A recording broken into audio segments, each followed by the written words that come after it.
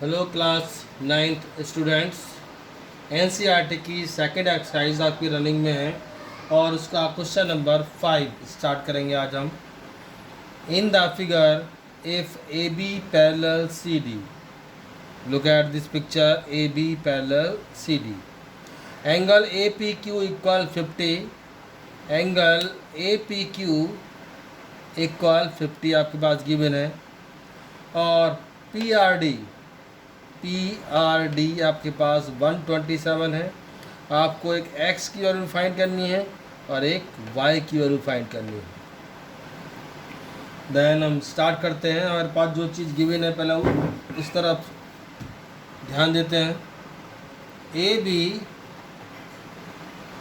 Parallel C D, यहाँ आप rough picture आप बना सकते हैं। A B parallel C D, और जब दो पैरेलल लाइन होती हैं तो एक ट्रांसवर्सल आपको अवश्य मिलेगी, और ये रही वो ट्रांसवर्सल। यहाँ लिखा हुआ है आपका 50 और यहाँ लिखा हुआ है एक्स, तो आपकी एक्स की वैल्यू आराम से आ जाएगी, क्योंकि ये दोनों एंगल अल्टरनेट इंटीरियर एंगल होते हैं और आपस में इक्वल होते हैं। Then A B parallel C D transversal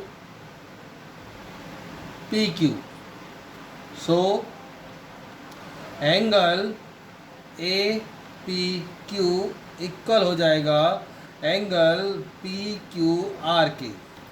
so x equal आपका आ गया 50 डिग्री, और यहाँ लिखेंगे अल्टरनेट इंटीरियर एंगल के द्वारा आपकी एक्स वैल्यू फाइंड हो चुकी है। चलते हैं वाई पर। अब हमारे पास एक ही चीज़ गिवन है, केवल A B parallel C D.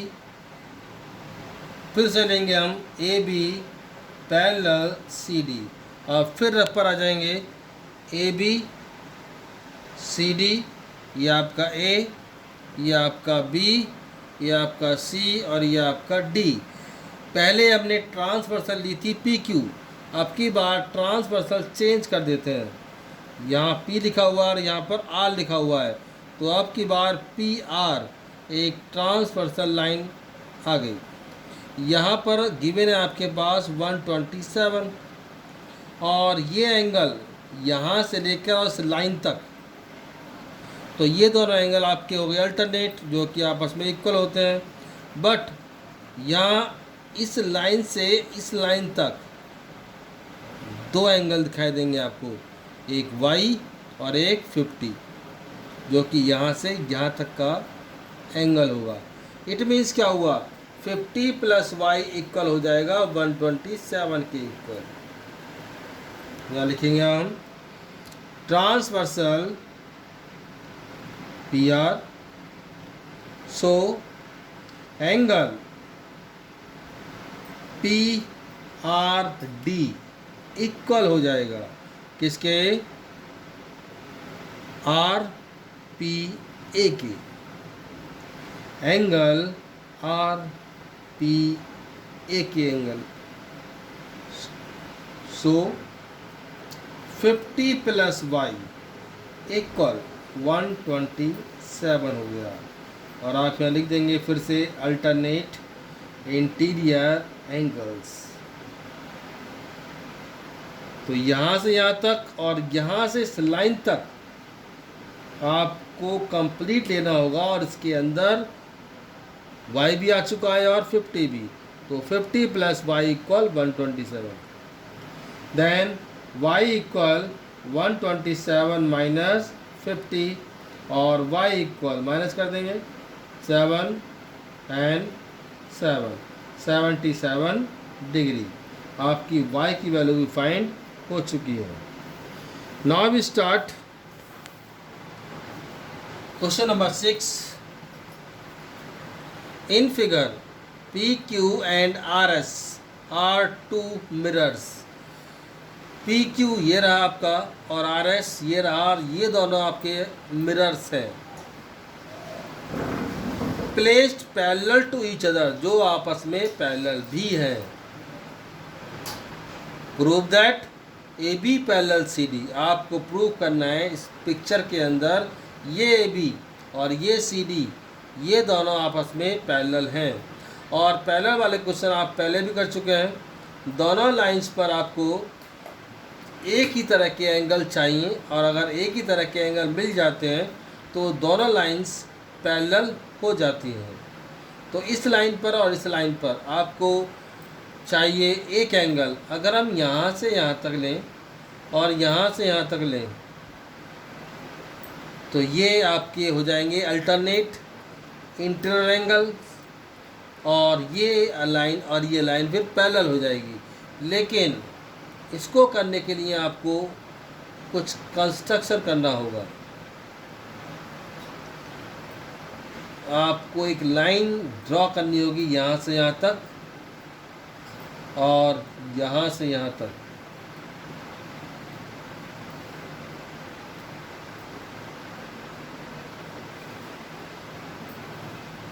Then इसका नाम रख देते हैं E और इसका नाम रख देते हैं F।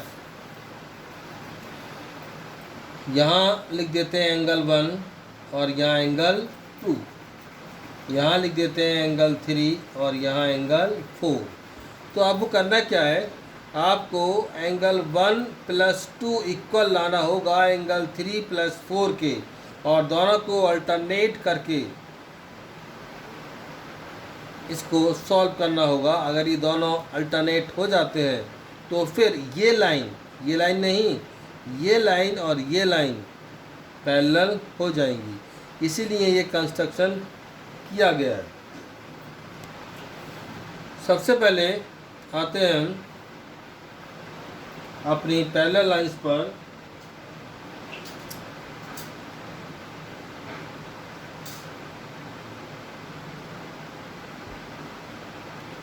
BE जो हमने अभी भी लाइन खींची है, परपेंडिकुलर ये लाइन खींचेंगे आप लोग, बिल्कुल straight perpendicular line.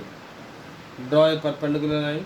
Then PE, BE and CF are perpendicular. ये परपेंडिकुलर का साइन हो गया, 90 डिग्री का एंगल। और जब हम ड्रॉ करेंगे BE और CF परपेंडिकुलर लाइंस तो ये दोनों आपस में अपने आप पैरेलल हो जाएंगी।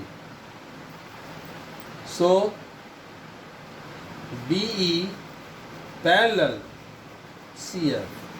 सबसे पहले हमने काम किया इन दोनों को पैरेलल करने का, जो कि परपेंडिकुलर थी। तो BE पैरेलल CF हो गया। देन अगर ये BE पैरेलल CF है तो मैंने आपको समझाया था कि एक ट्रांसवर्सल लाइन जरूर आएगी। तो ये BE ये रही और CF ये रही, और ट्रांसवर्सल लाइन आपकी ये आ गई BC। Then transversal BC। So जब ये लाइन पैरेलल, ये लाइन पैरेलल, ये लाइन पैरेलल और ये ट्रांसवर्सल, तो ये एंगल और ये एंगल क्या हो गए अल्टरनेट। यहाँ 2 लिखा हुआ और यहाँ पर 3। देन आपका हो गया angle 2 equal angle 3 alternate interior angle के अकॉर्डिंग। क्वेश्चन थोड़ा सा बच्चों हार्ड, आगे चलते हैं। तो सबसे पहले हमने काम किया क्या, एंगल 2 को एंगल 3 के इक्वल कर दिया।